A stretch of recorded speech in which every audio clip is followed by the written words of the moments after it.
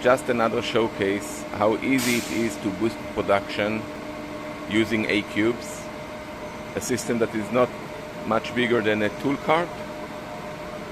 Here you can find a part that has been in production for last 55 hours, the entire weekend already. 91 parts are machined, 13 parts to go, 7 hours 30 minutes remaining machining time.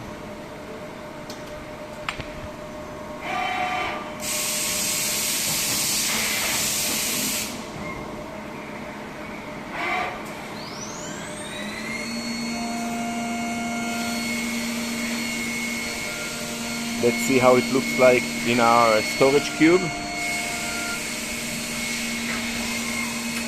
Wow, that's amazing.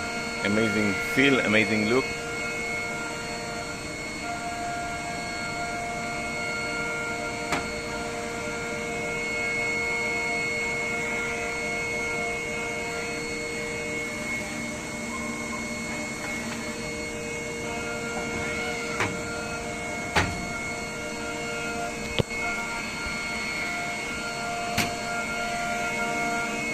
Don't wait, start to automate with Acubez.